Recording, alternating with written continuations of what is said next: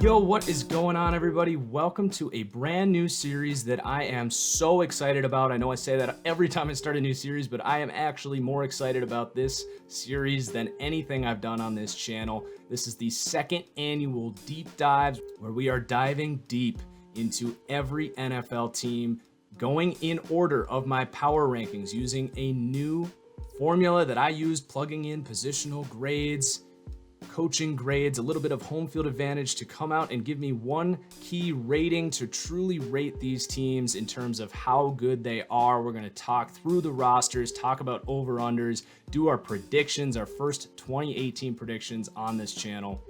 So I am so excited and really excited because I hope that I can do as well with these as I did last year. You know, two teams I think I was off was Jacksonville was way better than I thought. I did not think that defense was going to take that big of a jump forward. And Denver was much more disappointing, though they did start 4-0 and were making me look smart for the first quarter of the season until they fell apart.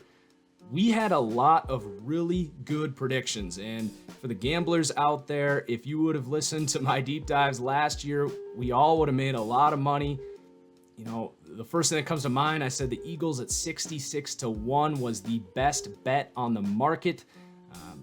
We all saw how that turned out. I said that the Giants, I said that I could not see them even making the playoffs last year when everyone seemingly was picking them to go to the Super Bowl. My Titans video to this day is the most disliked video on my channel because I said that they would not develop, that the coaching was terrible, that Marcus Mariota has not developed since he came into the league, and that they would go 9-7 yet again. Titans fans were screaming that they couldn't wait to come back and tell me how wrong I was at the end of the year. Well, I haven't heard from any of those Titans fans yet, maybe because they did go 9-7. And they did fire their coach. I told everyone to chill about Jared Goff and the Rams, and they were the surprise team of last year. So my hope is that we can be accurate and provide some really good opinions here, really diving deep into every team, talk about some players and stuff that you might not have heard of before, and hopefully provide some unique opinions that you're not going to hear on ESPN or NFL Network. So kicking it off here with the Cleveland Browns, if you follow this channel, no surprise here, I am not a fan of what Cleveland has done this offseason. And as far as the power rating is concerned, you know, coming into this year, how good are they? Well, they were 0-16 last year, so all we can really talk about is how much better did they improve, because they got a long way to go. Now in free agency, I didn't hate what they did. You know, they brought in some talent, particularly at positions that they didn't have youth and excitement. You know, they have some really nice pieces coming off of last year. Really were starting to make me think, okay, they can do the 76ers trust the process thing. They get some youth going, David Njoku, you know, they get Josh Gordon, get his head right on his shoulders. Myles Garrett, obviously, a good young linebacking group, good D-line, just really good front seven in general. And then they sign some free agents. You know, they try to beef up their tackles. They sign a bunch of corners. So, you know, they're not disrupting the locker room and telling good young players that you're going to have to take a seat for these vets, which is really when the locker room starts to become a mess. I love the Jarvis Landry addition. It gives this offense kind of an identity that it was really lacking. And then they go and get Tyrod Taylor to establish a really nice floor here. So while I say I didn't like what they did this offseason, I didn't mind the free agency. I thought they did a good job. I think they spent a little bit too much, but it's fine. They have tons of money to spend.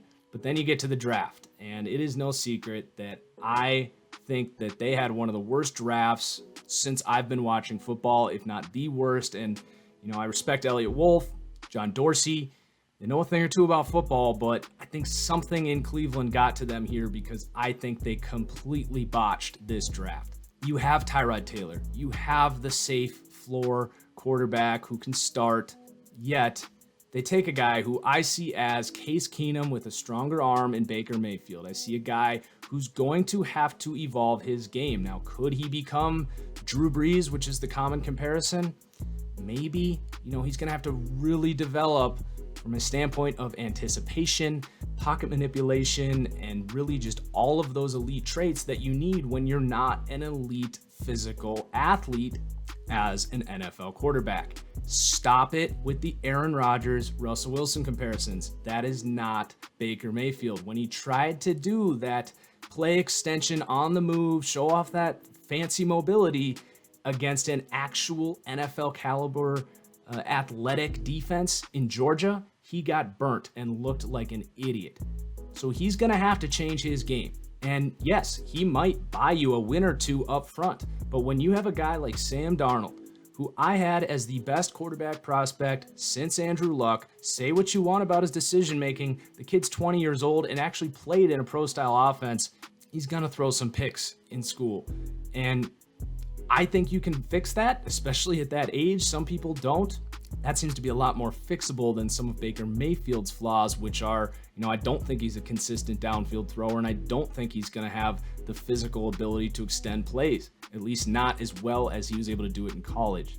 So really, I think this team just lost sight of the mission here. They're doing the hinky, trust the process, yet they take the safe, low ceiling quarterback with the first overall pick when you have a potential, actual elite potential quarterback there in Sam Darnold.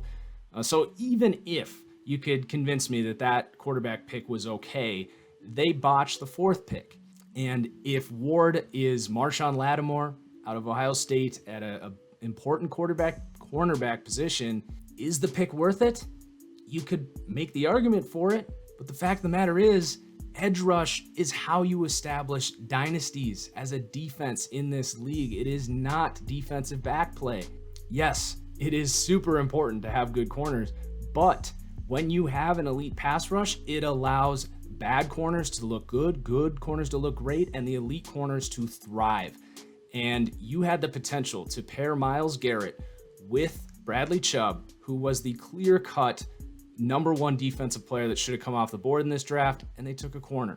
When, frankly, there was really good corners sitting there at the top of the second round when they picked later and took a guard who's not going to start. So I have a very pessimistic outlook for this Browns team. I think they'll be improved, but, I think they really sacrificed a win or two this season for actually the potential to win a Super Bowl. I don't think anything they did this offseason set them more towards their path of winning a Super Bowl. Who cares about winning 6 or 7 games and making sure you sell tickets? Well, your ownership does. And I hate to say it, but I feel like that played a hand in the Browns offseason, which is just a shame. So I don't want to be redundant here. I've nailed on the Browns this entire post-draft process. So let's get into the roster here and talk about the highs and lows. It's not going to be all negative about the Browns here, but then we'll get into the schedule, how I think the season's going to play out for them, and talk some Vegas predictions as well. Starting off with the quarterback position, I talked about Baker already. I won't, dive back into that, but I do think he starts very soon here. I think he's better than Tyrod Taylor. Although maybe by a slim margin there. I would not be surprised at all if he takes over that starting job and actually starts week 1 here for Cleveland. Whether it's Tyrod or Baker, I gave Cleveland a grade of 72, which comes in at 29th in the NFL at the quarterback position. So you got Tyrod, you got Baker. I think they're both, at least in year 1 here with Cleveland, game manager types. Don't think either are really going to win you a lot of games. Don't think either lose you a lot either. Sort of that Case Keenum thing there. And then at running back, this is actually a really good running back unit. I like the Carlos Hyde signing. I like Duke Johnson as one of the best receiving backs in this league, but he's not really a between the tackles runner. I think Carlos Hyde is extremely underrated. I think when he's healthy, I'm going to get ridiculed for this, but I don't think there's a huge difference between Carlos Hyde and Ezekiel Elliott, and that's more of a compliment to Carlos Hyde. I think he's a really hard-nosed runner, really good catching the ball out of the backfield. He'll block, just a super sound running back. And then they take probably my favorite running back in this class after Barkley in Nick Chubb. So I think we're going to see a split load there between Hyde and Chubb, and then a lot of Duke Johnson on third down. Really good, deep running back core here. From a fantasy football perspective, I'm staying away. I think they're all going to eat into each other, and Duke Johnson, I think, is actually going to lose receptions to Chubb and Hyde, and then they'll all lose carries from each other because you're going to want to keep these guys fresh and healthy, and they're all impact running backs. And Cleveland comes in with an 88 grade at running back. which puts them at 9th in the NFL. So definitely the strength of this offense is the running back position, which unfortunately is devalued in the modern NFL, but nonetheless, they've got some playmakers here. And then at receiver, they get an 83, which comes in at 12th. So the skill positions here, really good for Cleveland. Definitely a strong point of this team. So you got Josh Gordon there. Assuming he can stay out of trouble, he is a top 10 receiver in this league and has even the upside to be higher than that if he can continue to grow with the new quarterback and really come into his own. So I am a Josh Gordon believer now, although I wasn't last year. But as far as someone I'm not a believer in, that's Corey Coleman. I was never a fan of him coming out of college. Theme here you'll notice with myself on this channel is I do not like Big 12 players. I'm sorry, I can't buy into that pillow fight conference. I feel like I'm watching high school football when I watch that conference, and I don't think, at least more often than not, I don't think that skill sets translate. And I think we're seeing that with Corey Coleman. He also has some serious injury problems as well, so I don't expect much from Corey Coleman. Jarvis Landry there in the slot, gets the mega contract. Was it too much for a slot receiver? Probably, but Cleveland, they can afford it. They got plenty of cap space. As far as fantasy is concerned, I'm actually kind of staying away from Josh Gordon. I mentioned that I don't see Baker Mayfield translating as a good downfield thrower at the next level. I think he's really going to thrive in the short to intermediate passing game, which in turn is going to really benefit Jarvis Landry. Hard to imagine that his numbers actually improve coming to Cleveland after he was catching 100 balls seemingly every year. But I could see it. I could see the touchdowns going up. I could see him catching 110 balls this year if Baker Mayfield starts the whole season. He's just going to be such a steady hand there for the rookie quarterback. And then the depth here, they draft Antonio Callaway, who was really talented in this draft. A bit of a troublemaker. John Dorsey kind of going for that Tyreek Hill thing.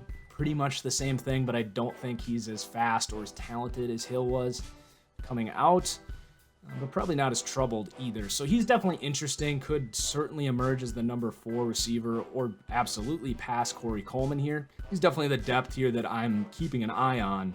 They draft Damian Ratley in the 6th round. I didn't see a whole lot there. Actually didn't have him on my draft board of 50 receivers, so pretty far off my radar. I wouldn't be surprised if he doesn't make the cut here at all. They signed Jeff Janis, probably going to make the team as kind of a gunner here. And then they've got Ricardo Lewis and Rashad Higgins. So it's really going to be a probably competition between Ratley, Higgins, and Lewis for the last spot on this team. But a really good receiving core, and then the tight end's really good here as well. They signed Darren Fells. I don't really know why. I think it's just to be a blocker here because DeValve and Njoku are not great blockers, but I really like what we saw from David Njoku, and tight ends don't get a grade. It's factored into the receiver grade as far as my power ratings went. But Njoku, down the road, I think is going to be really nice with Baker Mayfield. From a fantasy lens, I love him in Dynasty. Redraft, maybe I would touch him at the end of the draft, but a lot of things are going to have to go right there for him to be an impact receiver this year.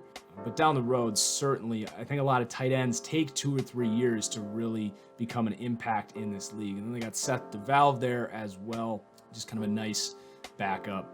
So on the offensive line, this is a line that looks much better on paper than actually performed last season. So they come in with a rating of 74, which puts them at tied for 21st. And, this is projecting like good performance moving forward because this was, I think, the 2nd or 3rd worst performing offensive line on PFF last year. And the big problem here is obviously the tackles. But when you look at it on paper, you've got some really talented interior guys, but they just did not mesh well last year. So hopefully, we can project them, smart veteran guys, to get on the same page on that interior and actually create some good run push for these 2 good new running backs. I think that's going to work out. My concern is the tackles, which is the 2 most important positions on that line. So they got Roderick Johnson and Sean Coleman, who are the young guys here who started last year and did not play that great. I think Sean Coleman showed the potential to be a starter. Roderick Johnson, I think, gets phased out here. as they sign Chris Hubbard from Pittsburgh and Donald Stevenson from Denver. So, I think it's going to be Coleman as the left tackle and Chris Hubbard as the right tackle, and that is not ideal. And that's why this rating is kind of driven down. Both Tyrod and Baker, whoever's in there, are really going to have to worry about that edge rush all year, and it's really going to bring this offense down, I think. So until they can get the tackle position figured out there, I have my doubts about how consistent this offense can be. They got Spencer Drango there as depth. They got Austin Colbert, who they drafted in the second round. I don't know why. I like Austin Corbett, but, maybe he plays right tackle for this team. But, man, there was a lot of other positions that you could have taken with the first pick in the second round. And they took a guy who's probably a backup guard here. He did play tackle in college, so maybe he competes. But, man, what a bad pick. The first 3 picks for Cleveland, just head scratchers. So overall, they've got some talent for sure. They've got players that I'm interested to watch, but when all is said and done, I don't see this really all coming together this year. I think, maybe towards the end of the year and as we head into next year, we sit here and say, okay, yeah, Sean Coleman kind of figured it out at left tackle. Those interior guys were clicking. And then Baker Mayfield was on the same page with Jarvis. He was starting to get it going with David Njoku. And then heading into next season, we can really start to see an identity here. But for now, it's just a big mess of talent and bad coaching and just what's going to happen. There's a lot of questions to be answered here, but the upside is there, especially with that skill core. So moving on to the defensive side of the ball here, I mentioned how good this front seven was. And actually break up the front seven into run defense, which I guess factors in defensive backs as well, pass rush, and linebackers. So, of course, run D is going to be more focused on the interior line. Rush is going to be those edge rushers. And then linebacker is going to be your off-ball linebacker. So as far as run defense is concerned here, this team played the run really well last year. Granted, playing run defense is much less important in the modern NFL, but this team did it well. So they get a grade of 80, which makes them tied for 18th, so about league average against the run. Myles Garrett, very good against the run, but this is a young group of defensive tackles. Larry Ogunjobi was underutilized. Caleb Brantley showed some signs. They still got Jamie Meter. Trayvon Coley was an undrafted guy who really kind of stood out. So they got about 4 deep of good run-stopping defensive tackles, and that's after they traded Danny Shelton. A really good group of linebackers. Joe Schobert makes the Pro Bowl as kind of a tackle backer. Christian Kirksey's always been good against the run. And then Jamie Collins, he just needs to get inspired because he has all the talent in the world to be one of the 5 best linebackers in the league. Just didn't play like it last year. So the front seven's really good against the run, but I do have my concerns about this pass rush, and that is really why I'm so hard on them for passing on Bradley Chubb. Myles Garrett, yes, could absolutely turn into Jadeveon Clowney or Joey Bosa. And frankly, I think he might. But we haven't seen that yet. We have no promise that he's going to be able to do that on his own with really no other great edge rushers here. You got Emmanuel Ogbah, who's a second-round pick 2 years ago, who's only really shown flashes. He's shown no consistency at all. To say we are going to pass on the best defensive player in this class because of Emmanuel Ogbah, it seems completely ignorant. He has the upside to be like maybe the number 2 edge rusher and a compliment to Myles Garrett, but he's never going to be a dominant edge rusher. He just doesn't have the skill set or the size speed combo. He's a speed rusher. I think he is best served as a 3rd edge rusher on your team, particularly when you could have 2 elite edge guys in Myles Garrett and Bradley Chubb. It was just such a freaking no-brainer pick. I don't know why they didn't go that direction. It just blows my mind. They have very poor depth behind those guys, so they take Chad Thomas in the 3rd round. That's whatever for me. He played for a very deep Miami D line. He's got some talent, but I don't think he's ever going to be a starting edge rusher. He's kind of a gap control defensive end and might get 12 career sacks or something like that. They sign a rotational edge rusher in Chris Smith, who I actually like from Cincinnati, and Carl Nassib's still there. So yeah, they got some decent rotational pieces here, but where's the consistency, man? Like, Myles Garrett showed no consistency last year. He showed some amazing flashes, but he's much more of a young Jadeveon Clowney at this point in his career than the modern Jadeveon Clowney. I already talked about Ogba. So I have my concerns about this edge rush. I think, like their offensive line on the offensive side of the ball, their inability to get after the quarterback could end up hurting this defense quite a bit. So, I've got them coming in as the 21st best pass rush in the league. As far as linebackers concerned, they got an 80, which puts them at 10th. So I like this linebacking group. A lot of athleticism.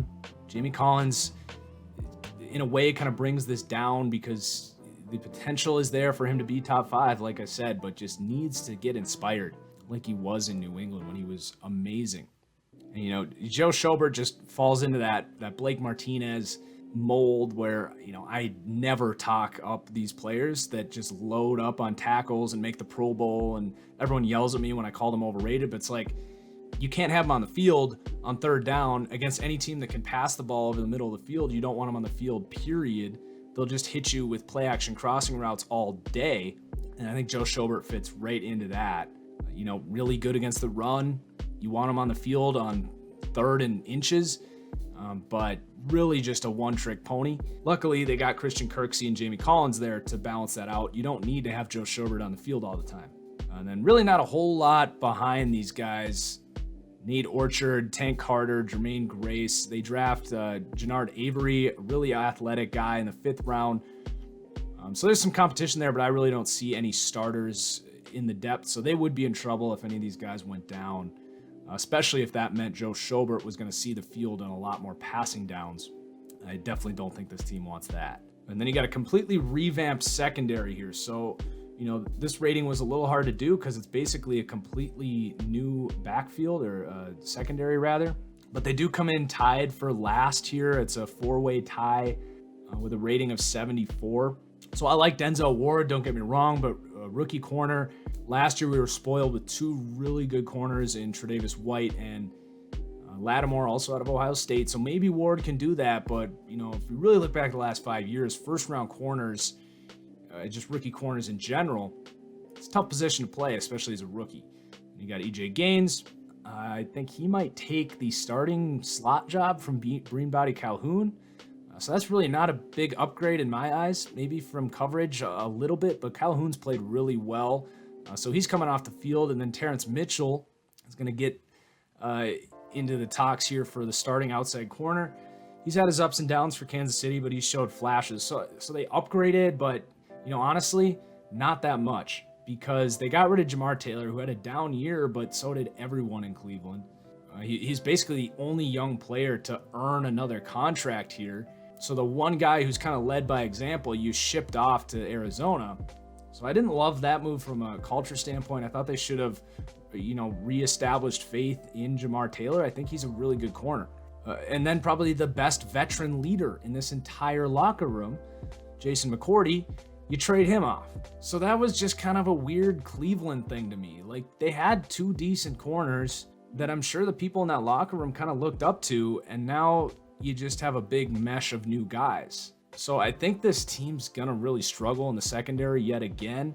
And that's even if Denzel Ward can come out and be a shutdown number 1. I don't know who else in the secondary is gonna step up. You can't just have one good guy. And maybe Howard Wilson, who's a really athletic guy they took in the 4th round last year, can step up. That was a really good cornerback class last year. So to see a guy in the 4th round of that class emerge as a starter would not surprise me. But then they've also kind of hammered away at the safety position here by trading for Demarius Randall. This is a big wild card here. He has some serious upside as a safety, whether it's kind of a box safety where he definitely, buttered his bread in Green Bay by playing in the nickel. That's definitely where he was best. So if he's playing strong safety, I think he'll be good. And then the real wild card is if they use him as a free safety, where he played a little bit in college. He was a safety coming out of college, at least his last season. So he's not unfamiliar. It's not a brand new position for him.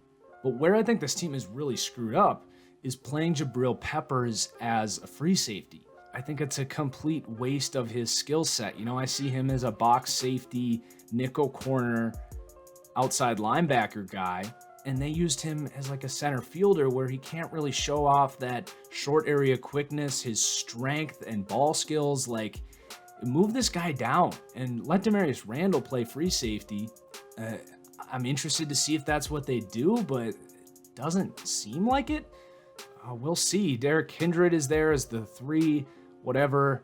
And then really no depth after that. They got Elijah Campbell and they got Justin Curry and Darren Smith, whatever. And I actually totally forgot to mention Travis Carey, who's going to get involved in the nickel as well. So it might actually be EJ Gaines as the outside corner, competing with Terrence Mitchell, and then Travis Carey and Bream Bowdy Calhoun are going to have to compete for the nickel corner. Regardless, you got a bunch of new bodies here and a lot to figure out, which is the theme for this team. So overall, of course, 72.6, the Browns are coming in at 32nd. Offensively, they also come in at 32nd, just way too many question marks. And then defensively, 73.8, which is 31st. So defense a little better than the offense, but overall, it is that coach and culture that drags this team down even more. They just have so much to figure out. Hugh Jackson is completely unproven as a head coach. Who knows who's buying into Hugh Jackson in that locker room? Who knows who's buying into the quarterback situation or anything here? It's just a big mesh of question marks. And, there's going to be teams where I take leaps of faith, but I'm not doing that with Cleveland. Definitely not. Not after the draft they've had and not after the last 30, 40 years of this franchise. So let's get into the predictions here, which is kind of what we've been waiting for here, right? I've been kind of railing into them, but how bad do I think they're going to be? So I put up their schedule here, and it's not an easy schedule for an 0-16 team. They're going to start off with Pittsburgh and New Orleans, so they're probably going to start off 0-2, which is definitely not a good sign for the Browns. Just not going to get any kind of a culture boost from those games. Those are really hard games. I think they could compete against Pittsburgh, but they should get slaughtered in New Orleans. And then week 3 there. If Baker Mayfield isn't starting at this point, I assume they'll start 0-2, and I think he might start week 1, but if he isn't, he will definitely be in for this Jets game, so that'll be interesting. A little Darnold versus Baker Mayfield here. I gave them this win, but, again, I'm not confident in this team winning any of these games. And then a really tough stretch there at Oakland, Baltimore, Chargers, at Tampa. That's a question. At Pittsburgh, Kansas City, and Atlanta. That's a really rough stretch of good teams. I think Baltimore is a little underrated this year. So then at Cincinnati, question mark, but I like Cincinnati's team a lot more than I like Cleveland's. At Houston, Carolina. So, I've got them really in a rut here. And at this point, maybe Baker Mayfield's lost all of that swagger and confidence that he had in college, and this thing is just going south. At Denver, that's a really tough game as well. I like Denver again this year. They got Cincinnati and Baltimore at the end of the year, so maybe they can savor a win or two there at the end of the year. But, man, I don't see it for this Browns team. Their over-under is 4, and I think that's high. So I'm taking the under. It actually pays plus 135, which I think that's a fantastic bet. I think when this is said and done, that could come in as one of my favorite bets of the season. A lot to talk about still to go, but I like the under here. I've got them winning 2 games with a win range of 0-6. So obviously I'm not taking this team to win their division at 45-1 or whatever they are, and then definitely not taking them to win the Super Bowl either. So overall, pretty pessimistic outlook here for the Browns. So I'm sorry, Browns fans. I know I never make you happy, but neither does your football team. So I'm not going to apologize that much. Really excited to hear some feedback from you guys. Like the video if you enjoyed. We're going to be cranking these out, 3 or 4 a week probably for the next 2 months leading up into August, going in order of the power rankings. So we'll have the 31st team in my power rankings up next. Cheers, everyone. We'll see you next time.